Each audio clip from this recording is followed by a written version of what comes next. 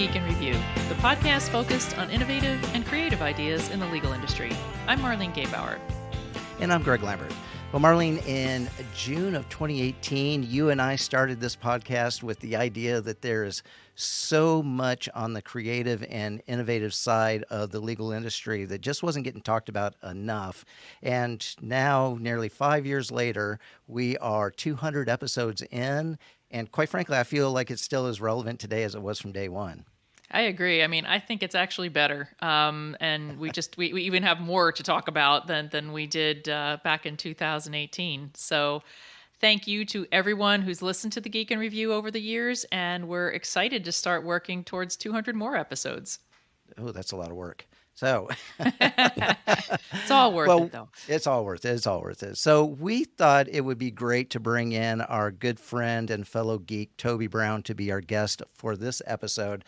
So we reached out to Toby a few weeks ago and asked what he'd like to talk about. And without skipping a beat, he said, well, I've had these discussions with Nita Sanger on law firm strategy, and that would be a great topic that would fit the innovative and creative theme of the podcast. So we did exactly what he told us to do. As we always do. So please welcome Nita Sanger, Director, Digital Advisory Services at Cherry Bekaert, and Toby Brown, one of the original three geeks and CEO and founder of DV8 Legal Strategies.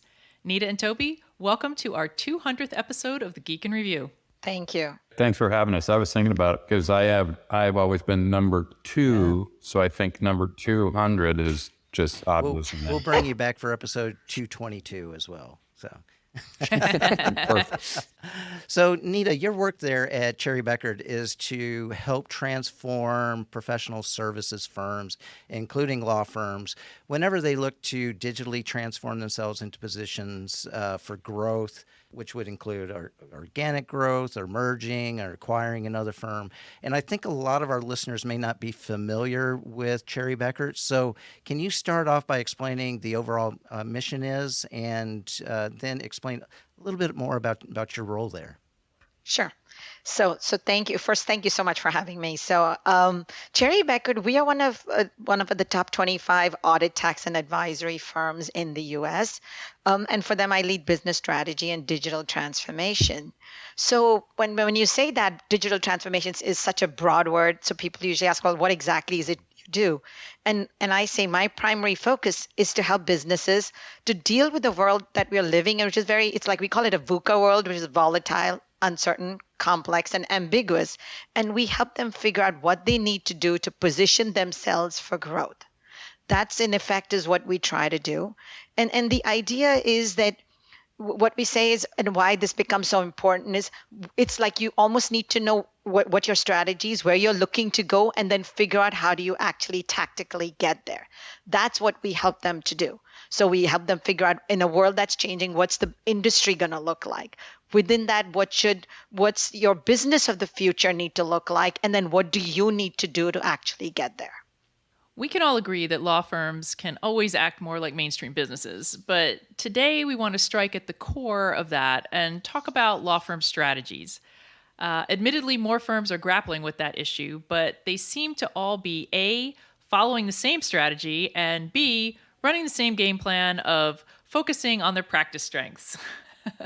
So with each of your unique backgrounds, we'd like to get your insights on this important topic. So how about you, Toby? When you talk about strategies for law firms, what do you focus on? Good question. And I like to tell a story. There's 6, 7, maybe 8 years ago, I saw an article from a managing partner. It was actually the new managing partner at Baker Botts.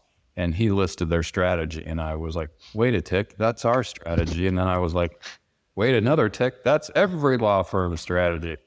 And if everyone has the same strategy, I think we already know who's going to win. But then I thought about it some more and realized it's not really a strategy. Like, growth is part of a strategy, but it's not really a strategy.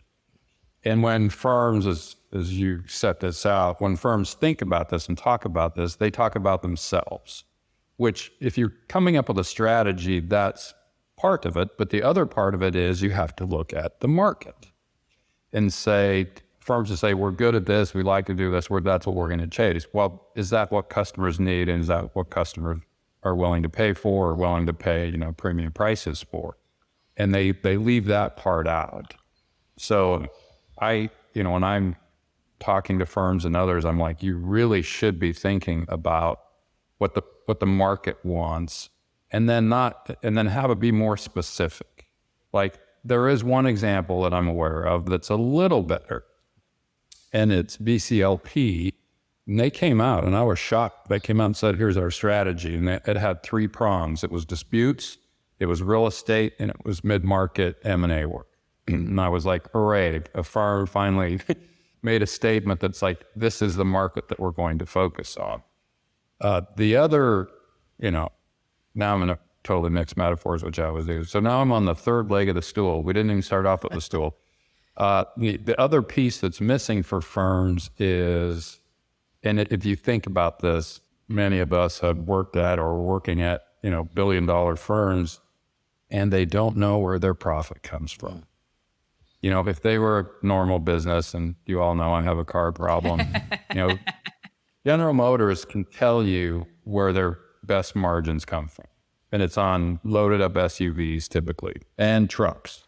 So, this would be, if you were a firm to go, you know what we're really good at? We're good at making mid-size and compact sedans. Well, in the car industry, that's not where the margins are.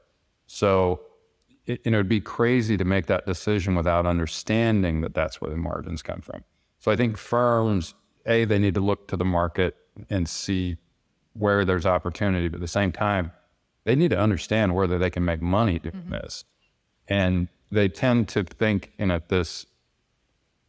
every firm I've known or ever talked to, they think all revenue is good, because they think in a cash basis mindset where they say, we're going to generate X million dollars of revenue this year. And so if we just manage our costs well, we'll make good money. And in fact, I had recently a COO of a New York-based firm say to me, and this was very recent, and I was just, what?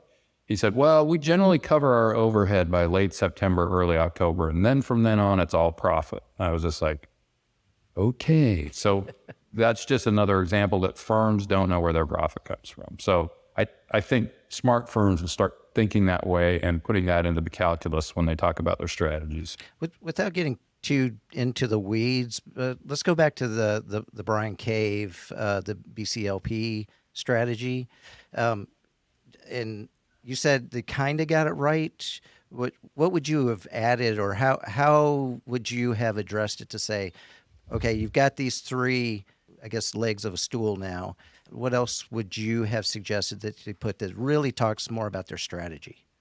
So the first one, disputes, that's litigation. That's a slightly large and amorphous category. The second one, real estate, I like that more because it's more focused. But I'm going to pick on the third one, the mid-market M&A. If it were me, I'd say, okay, which piece of that market? Is it going to be in the manufacturing sector? Is it going to be in the tech sector? Is it going to be in the telecom sector? Because then you're saying our goal is dominating in that piece of the market. That to me is strategy, because General Motors and Ford don't go, we just want to be the biggest car manufacturer. Right. They want to be the most profitable. And so they're very keen on defining clearly and saying, we're going to dominate. Like, here's a fact for you. 3 of us are from Texas. 1 in 6 pickup trucks sold every day is sold in Texas. That does not surprise me one bit. No, driving around here. Right. Yeah. But that would tell you, if you're going to dominate in the pickup truck market, and Marlene and Greg know this, you probably don't know it, Nita, but pretty much every manufacturer has a special Texas edition. Yeah. Yep. And that's them trying to dominate that segment of the market. So back to BCLP, they've taken the right kind of step, but I would take another step or 2 further. Okay. Well, Nita, from your perspective, what are you seeing in the market? So first, I absolutely agree with Toby about the whole thing around strategy and law firms.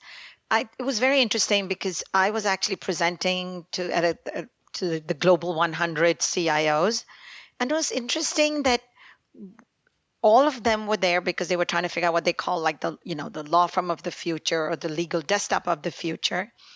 And all they were thinking about was how to make our people work more efficiently. And I kept on saying, well, and we talked about that. I was on a panel, we actually discussed that. And none of them were thinking about how we serve our clients much more effectively. To me, and I just thought that was such an interesting way to sort of approach the whole thing, that all you're thinking about is your people. And not to say that that's not important, but that's just one piece of it. You have to be saying, who are you going after? Who are your clients? What are their needs? Are their needs changing? And especially now when the role of the general counsel is becoming so much more important and so much more complex, because whereas the general counsel was always brought in, or the corporate legal department was brought in, okay, we've done all of this, now you just create a contract for us. Now in a world that's changing so rapidly, they almost need to have a seat at the table much early on, because as you're making decisions about using which technology, etc., you need to have legal a seat at the table, which means you need to understand what their needs are and then what you need to be doing to effectively meet those needs. And it's just in some ways kind of shocking that they don't think about it in that fashion.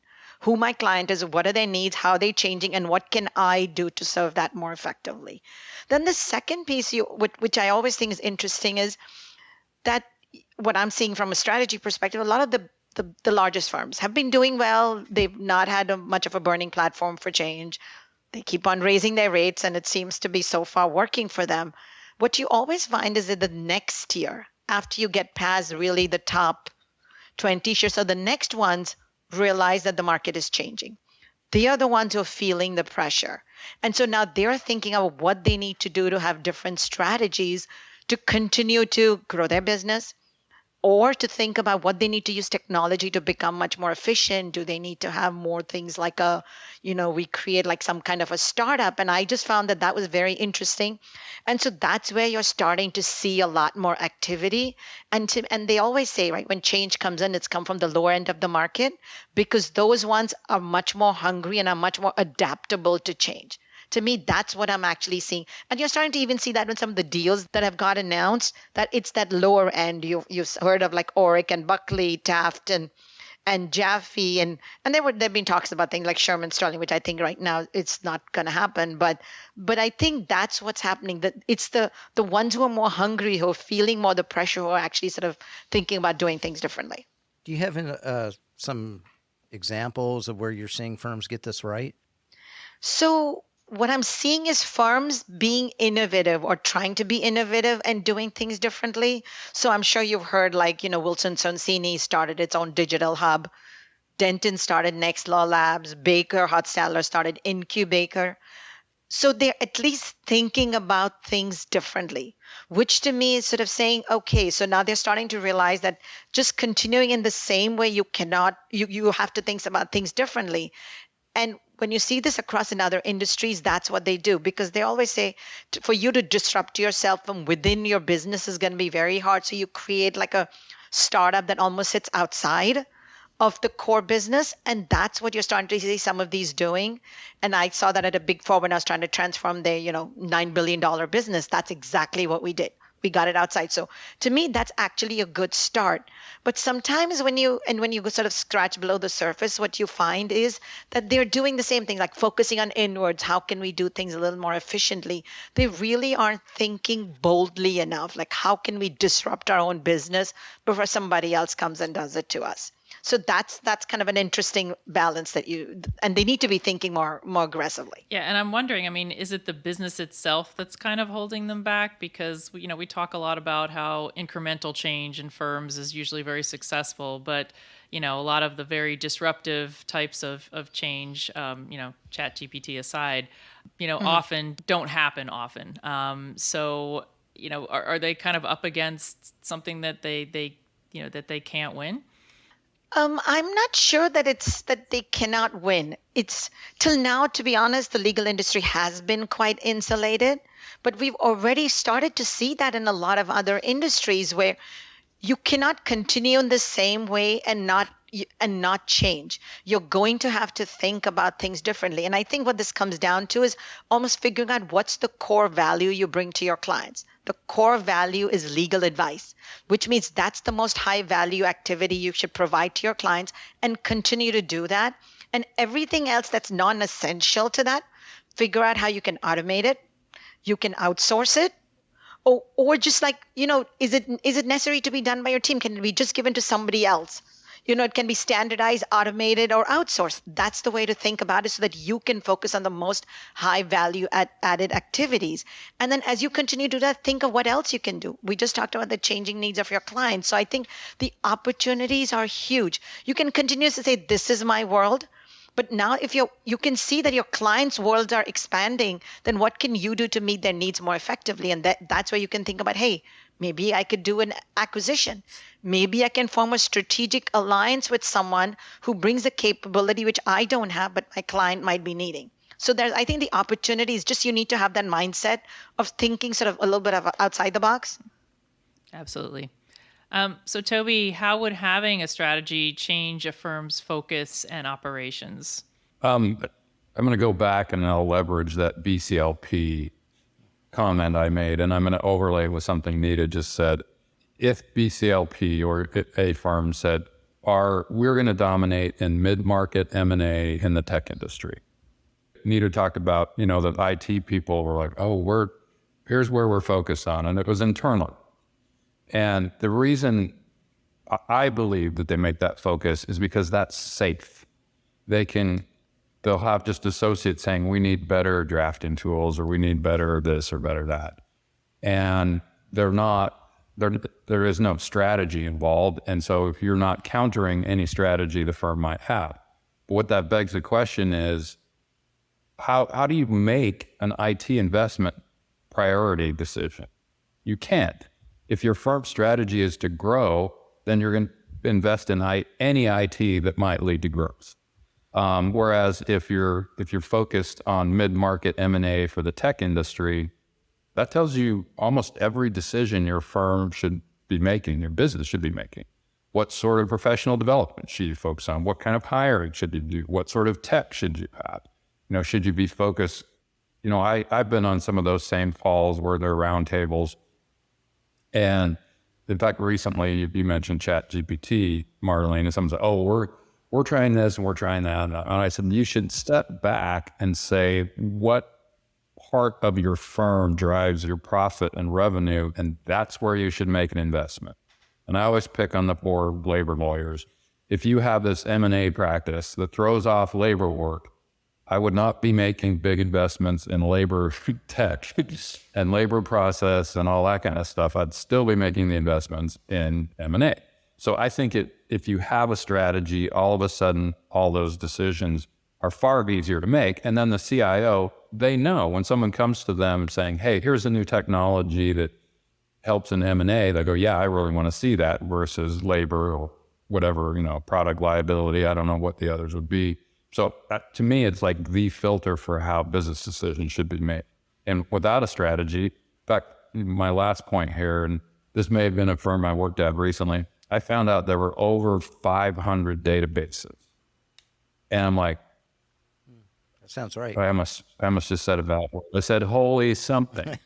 and then I said, do you guys even know which ones are being used and how much they're being used? And I got this look like, no one's ever asked us that question. So I was like, if you had a real strategy, it would be really easy to go down that list and go, these are not strategy and profit driving tools. Why do we have them? So yeah, it's like, who's using them?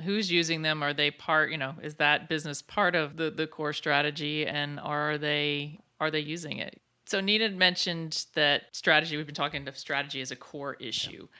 And Toby, I think you were highlighting some things here in terms of what firms, need to be thinking about in terms of developing a strategy. So where in real life do you think firms are getting this wrong, and why? So what I tend to find is that where firms are getting this wrong is because they almost feel like well, nothing is going to change, because when change is happening initially, it seems it's these little bits and pieces.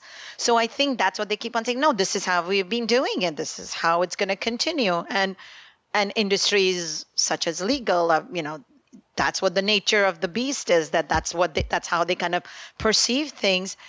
But the reality is, if you start looking at every other part of our life has changed so drastically, there is a need to think about things differently, which means that if you've done things the same way, is there a different way of doing things? But the one thing to recognize is that change is incredibly hard. People are very resistant to it. So what becomes key is to then almost starting creating that culture of change. So just to give you some examples, that where you find that change comes in, people who are doing the work will be the ones who actually see it first, because they're doing something that is so incredibly painful that they start saying, hey, is there a better way to do it that I'm not spending hours of my time doing it?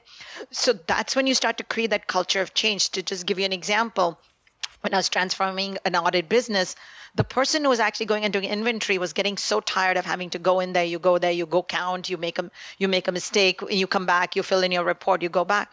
So he said, I just found that so painful. Then we said, why don't we create an app that could do that for us? So all that, what I'm trying to say is, then you start creating the mindset for all the people who are there within the firm who can then think about this differently. So it's creating that culture that everybody thinks of themselves as a change agent.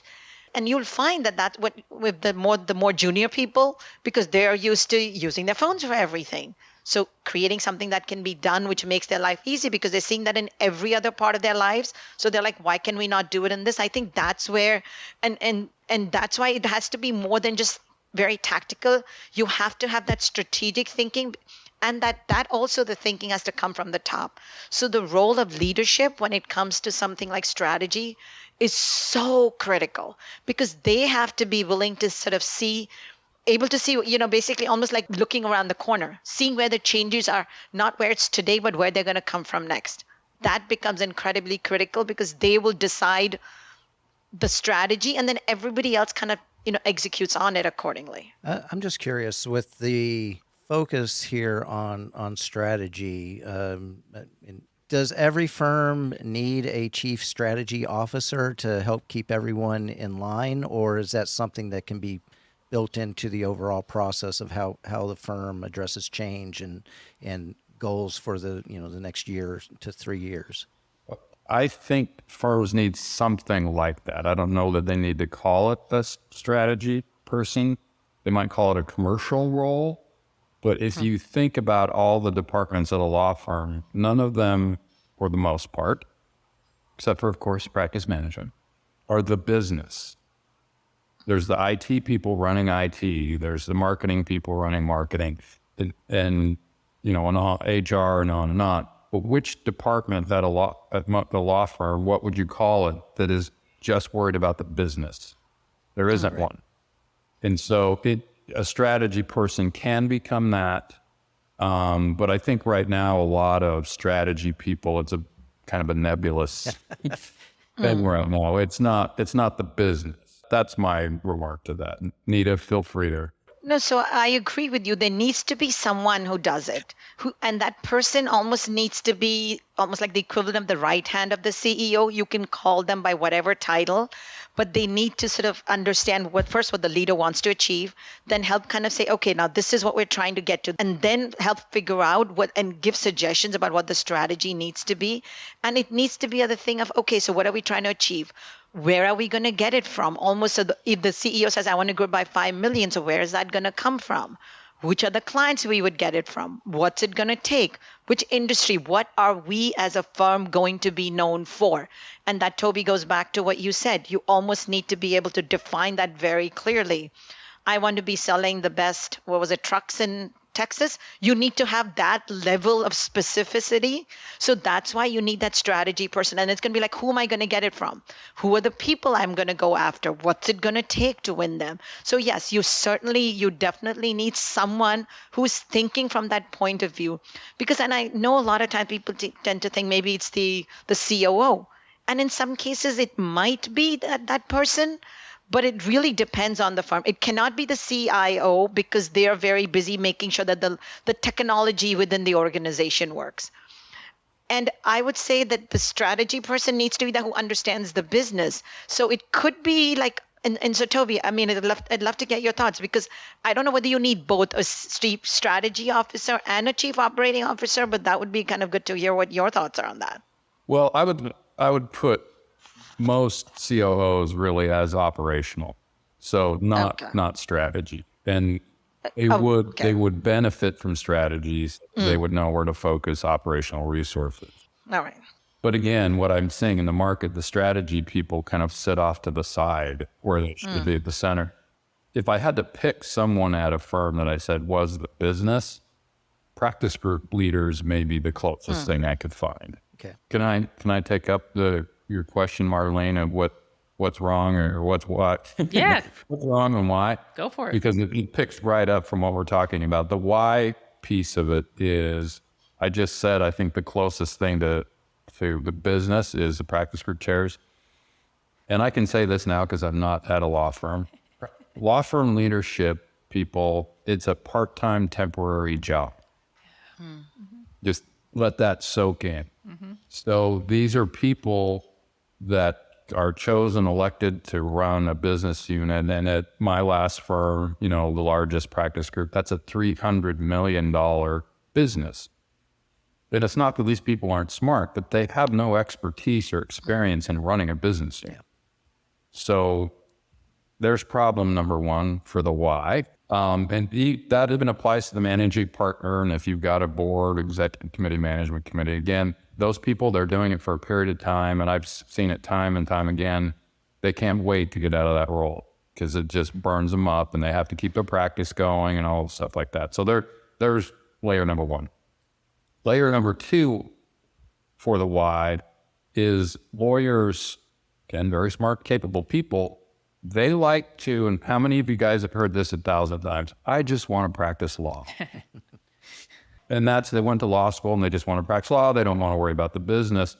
But an aspect of that is they want to do what's interesting to them, which I can't fault them for, but that means they're not saying, I want to solve my client's problems. I want to solve my client's legal problems. They're like, well, no, I want to have the most interesting litigation I can do. I don't want to do boring litigation. So that's strike two. Strike three is our part-time temporary leadership. Their core focus is not clients. So I was counting in my head, and I've lived through at least 6, and it might be 7 managing partners. And what keeps them up at night is not that the clients are going to fire the firm. What keeps them up at night is that a partner might leave. Yeah. And this was a rule one of my mentors gave me years ago when I was at the first big firm, and he had a couple of golden rules, and he goes, anything that might cause a partner to leave is immediately going to get killed as an idea or decision, which, back to the BCLP example, and why I was impressed that it did state those 3. As soon as a law firm says one of our core, strategic focuses is going to be mid-market M&A for tech, there's going to be 100 partners that go, well, that's not me. Are you telling me I don't belong at this firm? Should I be looking? You keep this up and I will be looking. So that's what keeps the managing partner up. It's not strategy and, the long-term profitability of the firm. I'm sure many managing partners are going to disagree with that statement. But I just tell you from experience, that's their number one concern is almost always, will a partner leave? I'm sure you Can got I add it. to what you said, Toby? Can Yes, I add to that? please. It's a different skill. Being a good lawyer, it's a very different skill. Being good at marketing is a different skill, which a lot of them we know lawyers are not. But to actually run this as a business, and especially, so that's that. So it's not everybody has that skill. The second piece of this that also becomes like very key is in a law firm, when the only thing you're valued at is that you're a revenue generating partner, to then go into a role which may be viewed as being more administrative because you're not bringing in revenues, even if it is critical for running that organization, is not given the same level of importance. And that means, and for every lawyer who's sort of like, how much it's like, what's the profit per partner? How much money am I going to get into my pocket? To then be taken out of that kind of a role, even if you are the CEO to them, it's almost like a demotion, even if the title sounds bigger, because then you're not in a revenue generating role. And in some ways, I think that's a little bit of a mistake of how law firms, they are businesses, and that's what they need to think of themselves as. And if you don't do that, you're not setting yourself up for success. Look at any other services businesses. They will have people who bring that ability. And if you don't do that, that you bring in people who actually know how to run a business and are rewarded for doing that effectively. Those are those two things, unless you get that correct. And that's the industry hasn't quite figured out how to get that correct. So, Nita, on a recent podcast for Cherry Bekaert, where you were talking mostly around strategy when it comes to law firm mergers. So you said something in that interview that really caught my attention, and that is new buyers of services tend to not want to become clients of a firm until all that integration is completed with the acquisition of another firm. Can you talk more about the customer experience or CX and how law firm leadership needs to take that into consideration as they're creating that overall strategy for the firm? Absolutely. So the thing that what I was trying to say when I mentioned that was that at the end of the day, what clients are looking for is like a seamless experience. More often than not, they don't care what you have at the back end. They want to be able to go into one single place where they're able to get all the needs that they're looking for met, where they need to get information. They want to see, where their case is, where it is in the process. And if you're not able to provide this to them, that to them is not a positive experience. They will go to someone who can provide this. And we have seen that in so many different cases. And I think in some ways, if you think about it, what we've been spoiled by like all the different sort of platforms that we go to. Like you go to Amazon, you go to Netflix, they remember about you, they remember what your likes and dislikes are. In some ways, that's what they're going to be expecting even from the law firm that they go to. And unless we're able to do that, and like we've been talking about, that's something that law firms haven't paid enough attention to. And I think, Toby, you mentioned that too. They're very focused on, well, we are experts in X. But it's not looking at it, or we are experts in this, in this area of law. But it's not so much looking at what are our clients' needs and how can we meet them in a more holistic fashion. To get your clients to be more sticky, that's exactly what you need. And you need to be able to provide that. And so that, like I said, that's why the technology becomes, it's like that enabler to provide them with that seamless experience. And so I know you're probably well aware of this, but I'm going to state the obvious. But the legal industry itself tends to think of itself as, different from all the other professional services firms. So I'm curious as to what do you see in the other industries that are common that the law firms could adapt that would help them in setting the overall strategy of the firm and be successful in a long run? So the first, I would say, so there's more than one, obviously, but the thing that I would want to start off is I think the role of leadership, where you actually have leaders, and I've done a lot of work in consulting and in audit and tax, and so you're talking about industries which are actually bringing a lot of those capabilities, where you have people who bring that. So that one has to be the capability that the leader is able to think about the business in a much more holistic fashion, which I think is incredibly critical so to make a business successful and to grow. And if you think about it, like I've come out of the Big Four, where each of their service lines is like $9 billion, $10 billion. So if any of their service line actually dwarfs even the largest law firms, you have to start thinking about it in that fashion. The second part is having the ability to invest back in the business for growth. I know the way law firms is like at the end of each year, you're like, whatever you make, you sort of give it out to everyone. In effect, consulting firms are as much partnerships as law firms are. But I think the model there changed, where you already you put aside a certain amount of revenues you take away from like the partners' pockets to put into the business so you can continue to grow the business, especially world where technology is changing so rapidly, and you have to continue to be on the cutting edge of it. And then Marlene, I know you mentioned like ChatGPT, etc. That's one. There's so many others that are going to continue to come in, and you need to have the ability to be able to invest in it, to be able to experiment and say, okay, what exactly does this mean? What's it going to mean for us before you kind of bring it into the business? So I think those two things will are incredibly critical. And this is what we've seen the other industries that have been successful have done that.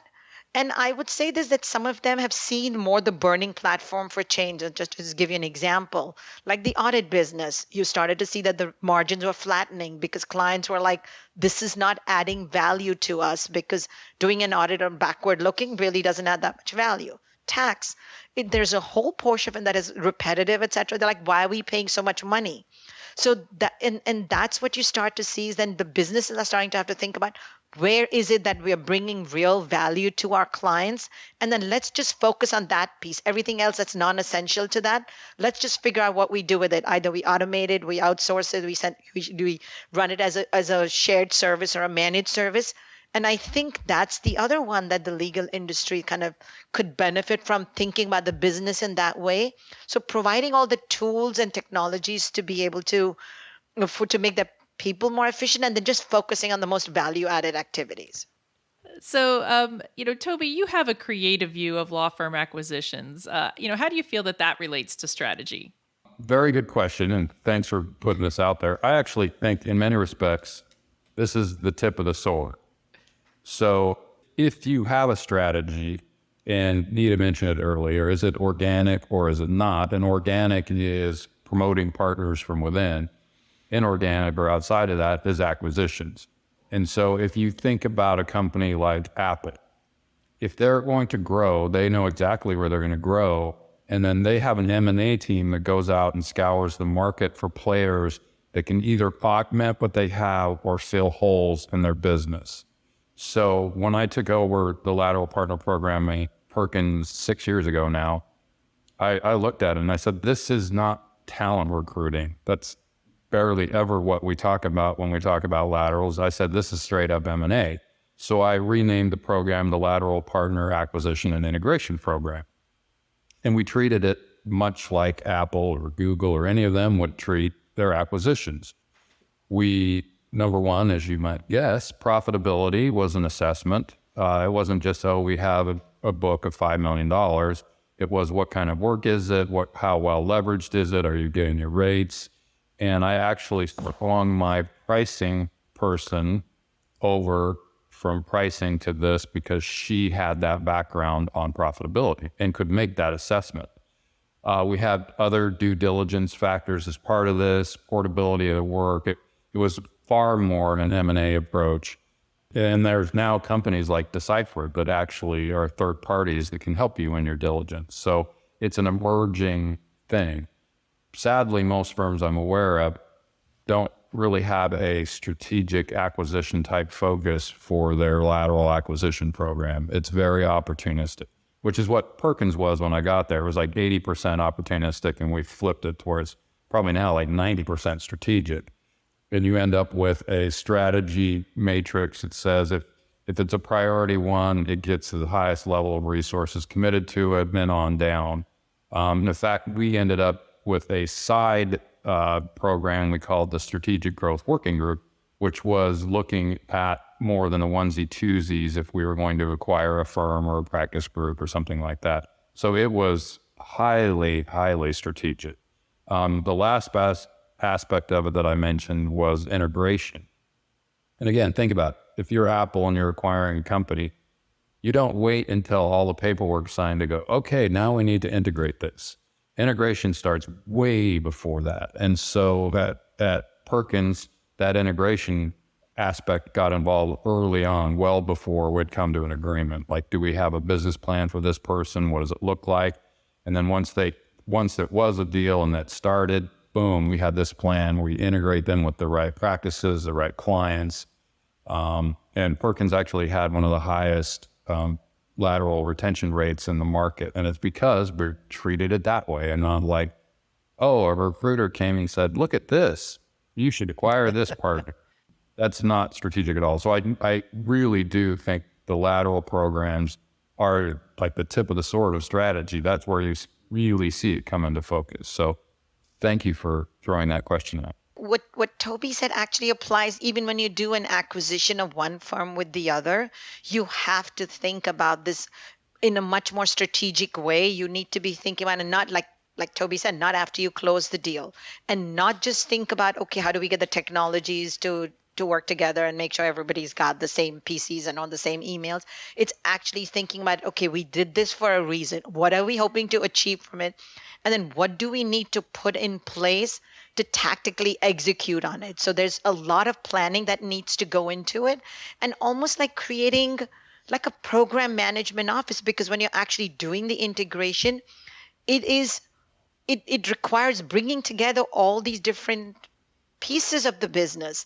And it's also making sure that you bring people along on the journey. You're bringing two sets of groups together. It could be that like people are going to be like, okay, so what is, Greg's coming in. What does it mean for my job? And then Greg's going to be like, well, what's going to happen? I'm going from the firm that is getting acquired. What am I going to be doing? There is so much about this that one needs to be thinking about. So there is the people piece of it, which is very critical. There's the technology side, but it's also the business side. What are we looking to do with it? So I think it's very, very critical. And to be really successful when you do an acquisition, you don't just give it to a lawyer and say, okay, now this is like on the side of your desk. Why don't you do this? Because that's not going to be effective at all. Well, now we are at the part of the interview where we ask all of our guests the crystal ball question. So, Nita and Toby, we're going to ask you to pull out your crystal ball and look into the future for us. And Nita, let's start with you. What do you see on the horizon for the next 2 to 5 years in the legal industry? And, just how do you think, if or is it going to have any change in how it looks at strategy? So I would say, so let's start off what I think is going to happen from the law firm, what the law firm of the future would look like. So just as we've been seeing that in other industries, I almost think it's going to become a little bit of like a platform play, because the law firms have really good relationship with their client. They are their trusted advisors. So what I think is going to happen is they're probably going to be more of a technology platform that they're going to be using to interact with their clients. It's not just going to be lawyers who will obviously continue to be the key people, but they're going to be enabled by a technology platform that lawyers are going to be like, that the clients are going to be able to come into. And then the law firms are going to be able to provide services using that front end, which is a technology enabled, to bring in different kinds of services, etc., to meet their clients' needs more effectively. You're probably going to be going beyond just providing legal advice. It's also going to be that you will be productized offerings that your people are going to be needing. So I think it's going to be a much more wider range of services that you'll be providing. So there'll be productized offerings. There's going to be legal advice, but it's going to be if your clients are going to need information on risk, or if they need analytics, all the other services that they're going to need given the expanded role. That's how I see them interacting with their clients. So having deep insights and having information that would help their clients run their business more efficiently. And then at the back end, how people operate, it's probably going to be, from a talent perspective, it's not just going to be full-time lawyers. It could be specialists in particular areas. You'll create a platform where you will have people who want to work, in a fractional. They might be remote. The people part is going to be that way. And so it's going to be a really interesting combination. It'll be using a lot of technology solutions or legal tech enabled solutions at the back end. So at the back, it's going to be really complex, but integrated way of how the business is going to be run. So I see it actually very, very different. But where a lot of time when you go for any of these conferences, it's like, here we are the lawyers and they are the vendors. I think that's also going to change. It's going to become much more integrated because they are enabling you to be more successful. I think that, and to me, some of those things are going to become that. So the change is going to be very much that way. That where the legal industry, where the law firms are going to treat the legal techs not as just vendors, but actually helping them be more successful, and the whole platform plays a very different way of how the industry would be looking. So Toby, what does your crystal ball tell you? So Nita and I have agreed on a lot, but here's where we shall diverge. Okay. So talking with two different legal ops people recently that will sort of bring home my less than favorable view of the future for the legal profession. These are both legal departments with hundreds of lawyers in them. And they both basically said over half of the lawyers in their legal department have independent buying authority. When the first one said that, I went, wow. And then I thought, well, yeah, that's because the frontline lawyers are the ones who decide which firm. I've said this before where I'm like, I don't want to be on your panel because I have to negotiate a big discount and your lawyers are going to hire who they want to hire anyway. And if I'm not on the panel, I'll still get hired and I won't have a big discount. But here's the hardest part of that. So I asked them both, well, will your general counsel mandate that there will be a more rigorous process for how outside counsel is chosen? And the answer was absolutely not. So that's why I think, ChatGPT does have obviously capabilities that could change things. But until both law departments and law firms start saying, you know what, frontline lawyers, you don't get to make all these decisions anymore. We're a business. We're going to standardize. We're going to, create processes. We're going to make decisions based on business, not about what you think or want to do. I think what has happened is lawyers, and this is part of their ethical credo, they have an independence of judgment when it comes to the law. But that has bled so far into operations and business decisions that it's like every partner is its own little business inside a firm. So I'm less rosy about the future, which I actually would prefer what Nita described to actually happen. But until that gets broken, we're going to plod along. In fact, I already know some firms that are like, you're not even allowed to talk about generative AI and large language models because that will put the client's privileged information at risk. I'm just like, oh. So there's my or counter. All right. That Nita's. I think all the listeners are going to hope for Nita's crystal ball to be right, but prepare that Toby's crystal ball is actually right. So, well, Nita Sanger and Toby Brown, I want to thank you both for coming on our 200th episode and celebrating it with us. Thank you very much. Thank you. Thanks for having all that. Thank you for having us. And of course, thanks to all of you, our listeners, for taking the time to listen to the Geek in Review podcast. If you enjoyed the show, share it with a colleague. We'd love to hear from you, so reach out to us on social media. I can be found at GayBauerM on Twitter. And I can be reached at Glambert on Twitter. Almost forgot my handle there for a second. So we'll put, Nita and Toby, we'll put your guys' social media links on the show notes as well. But let's go ahead and let people know where they can find you. Nita, what about you? You can find me on LinkedIn, and I'm happy to continue our discussion. And Toby, what about you? You can find me on LinkedIn too, and numerous other places, but LinkedIn's a good one. And listeners can always leave us a voicemail on our Geek in Review hotline at 713-487-7821. And as always, the music you hear is from Jerry David DeSica. Thank you, Jerry. Thanks, Jerry. All right, Marlene, I'll talk to you later. All right, bye-bye.